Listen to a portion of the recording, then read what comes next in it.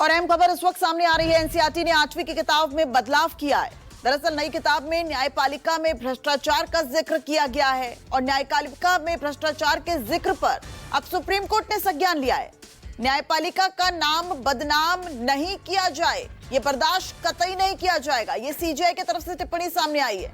CJI की तरफ से कहा जा रहा है कि हम उचित कार्रवाई भी करेंगे। आपको बता दें, एनसीईआरटी की 8वीं की पाठ्यपुस्तक में ये बदलाव किया गया है। हालांकि 8वीं की ये जो पाठ्यपुस्तक है ये अभी तक ऑनलाइन या ऑफलाइन अवेलेबल नहीं है, सिर्फ इसका ड्राफ्ट के कुछ अंश सामने आए हैं।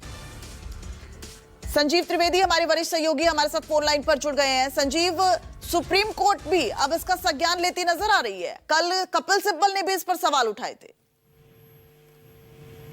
यहाँ कपिल सिब्बल ने ही आज इस मामले को चीफ जस्टिस के सामने उठाया और उन्होंने कहा कि हम इस पूरे प्रकरण से काफी आहत हैं।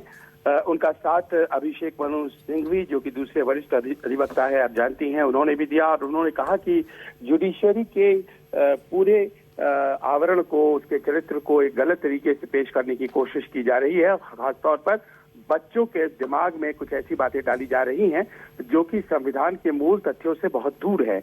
आप जानती हैं कि कक्षा 8 की किताब में जब जुडिशरी के बारे में पढ़ाया जाना है तो उसमें एक अंश जोड़ दिया गया है जिसमें ये बात कही जा रही है कि जुडिशरी में भ्रष्टाचार, ये अंश जोड़ा गया है और साथ ही साथ ये भी जोड़ा गया है कि जुडिशरी में बैकलॉग बहुत ज्यादा है, यानी कि केसेस की पेंडेंसी बहुत ज्यादा है। इन दोनों बातों पर संज्ञान लेते हुए चीफ जस्टिस सूर्यकांत का ये कहना था कि हम किसी को भी जुडिशरी एक ऐसी संस्था है जिस पर लोगों को भरोसा है और जुडिशरी का नाम खराब हम नहीं होने देंगे। हमारे संज्ञान में ये पूरी बातें हैं और दोनों अधिवक्ताओं को उन्होंने एश्योर किया है कि हम इस पर स्वतः संज्ञान लेते हुए केस चलाएंगे, मामला चलाएंगे।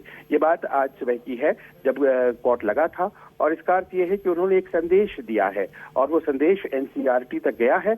अगर एनसीईआरटी मान लीजिए कि अपने कुछ घंटों में इस चीज को सुधार लेता है, अगले कुछ दिनों में सुधार लेता है, तो फिर कोई कार्रवाई नहीं, वरना चीफ जस्टिस ऑफ इंडिया ने ये एश्योरेंस दिया है कि वो इस पूरे मामले पर कार्रवाई करेंगे। जी बिल्कुल संजीव, तो क्या माना जाए सुप्रीम कोर्ट का संज्ञान, चूंकि आप बता रहे हैं कि एनसीईआरटी तक भी पहुंचा दिया गया है, तो क्या अभी माना जाए? क्योंकि अभी तक तो जो 8वीं की पाठ्यपुस्तक है वो ऑनलाइन ऑफलाइन अवेलेबल नहीं है, सिर्फ ड्राफ्ट ही बन रहा है। बीच बीच में रुक रुक के अंश उसके जो है वो प्रचारित किए जाते हैं। तो क्या माना जाए कि अब कुछ सुधार एनसीईआरटी सुप्रीम कोर्ट के संज्ञान के बाद कर सकती है?